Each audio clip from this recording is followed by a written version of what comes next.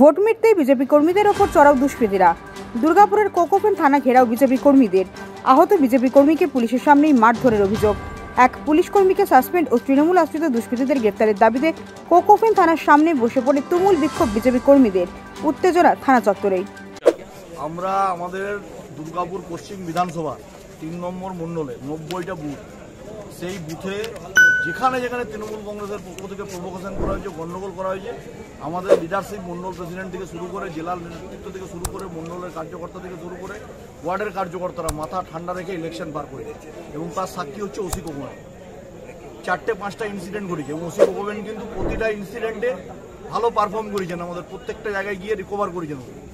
Recover করার পরেও যখন কিউআরটি টিম আমরা ডিসিআরসি হলে যাই আমাদের হচ্ছে বক্সগুলোকে জমা করার জন্য, তখন 6 জন এজেন্টকে নেপালিপাড়া হিন্দি হাই স্কুলে আটকে রাখে মারবো। আমি ওসি কোকোভেনকে ফোন করি, উনি গিয়ে ভেতর থেকে বার করে আনেন।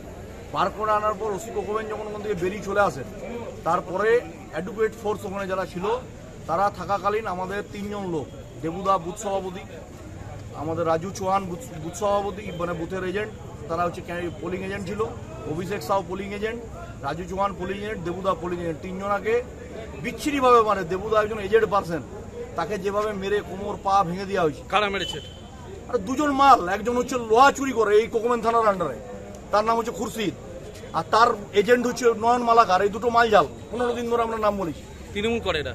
তৃণমূল করে মানে তৃণমূল পার্টি অফিসে বসে আছে এখনো। তৃণমূল করে মানে এখনই পুলিশ গেলে তৃণমূল পার্টি অফিসেই পাবে, 31 নম্বর পার্টি অফিসে।